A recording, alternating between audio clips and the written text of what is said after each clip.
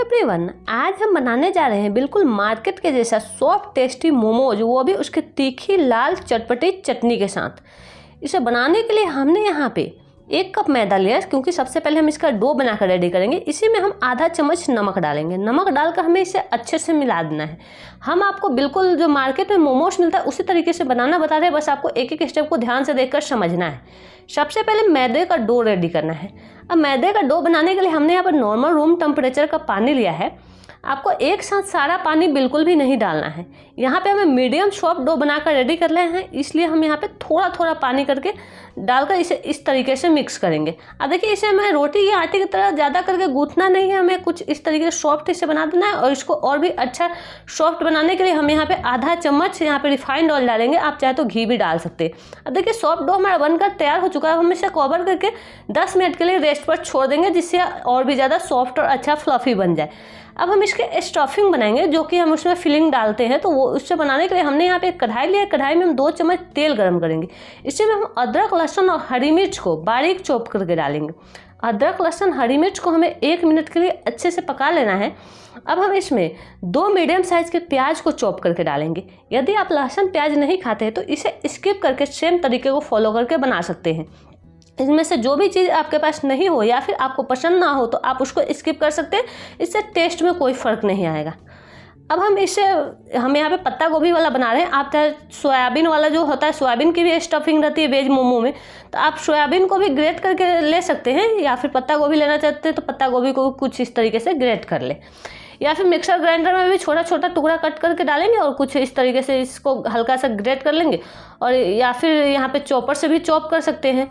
तो इस तरीके से आपको गाजर और पत्ता गोभी को इसमें डाल देना है और बिल्कुल हाई फ्लेम पर पकाना है, जिससे इसमें पानी जो है रिलीज ना हो। हाई फ्लेम पर इसे 2 मिनट के लिए अच्छे तरीके से भून लेना है। जब ये अच्छे तरीके से भून जाए तो अब हम इसमें थोड़ा सा फ्रेश हरा धनिया पत्ती डालेंगे। जैसा कि मैंने आपको बताया, जो भी चीज़ें आपको पसंद नहीं है या फिर जो भी चीज़ आपके पास अवेलेबल नहीं है, आप उसको स्किप भी कर सकते हैं। इन सारी चीज़ों को डालकर हम अच्छे से मिक्स कर देंगे। अब हम फाइनल इसमें इसे थोड़ा सा टेस्टी चटपटा बनाने के लिए इसमें हम कुछ मिर्च मसाले डालेंगे, जिसमें हम आधा चम्मच भुना हुआ जीरा का पाउडर डालेंगे। साथ ही में आधा चम्मच चाट मसाला पाउडर डालेंगे। यहीं पे हम आधा चम्मच लाल मिर्च का पाउडर डालेंगे।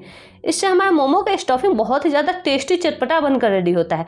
और यहाँ पे हम टेस्ट के अकॉर्डिंग नमक डाल देंगे। ध्यान रखें कि आपने जो मैदे का डो बनाया था उस समय भी आपने नमक का यूज किया था, इसलिए नमक स्टफिंग के अकॉर्डिंग ही आप यहाँ पे डालें।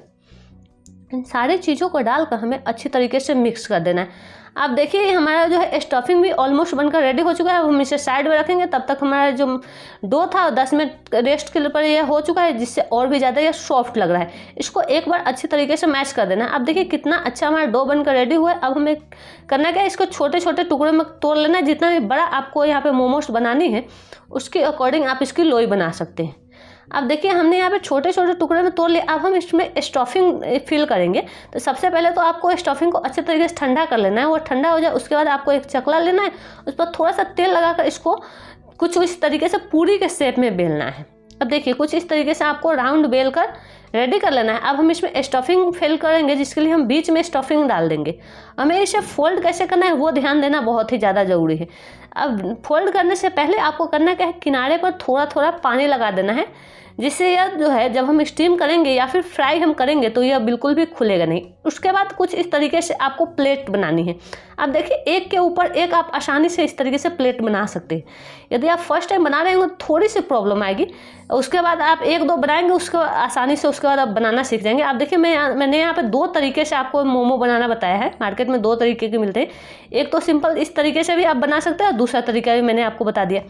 आपको सिंपल सा करना क्या है, जो आपका लोई है उसको अच्छे से राउंड बेल लेना है। जितना भी बड़ा आपको बनाना है उस अकॉर्डिंग आप अपने मर्जी से जितना भी बड़ा मोमो बनाना चाहते हो उतना बड़ा बनाइए। बीच में सेंटर में आपको स्टफिंग फिल कर देनी है। और स्टफिंग डालने के बाद साइड में आपको पानी लगा देना है, जिससे स्टफिंग जो हम फिल करेंगे उसके बाद यह खुलेगा नहीं।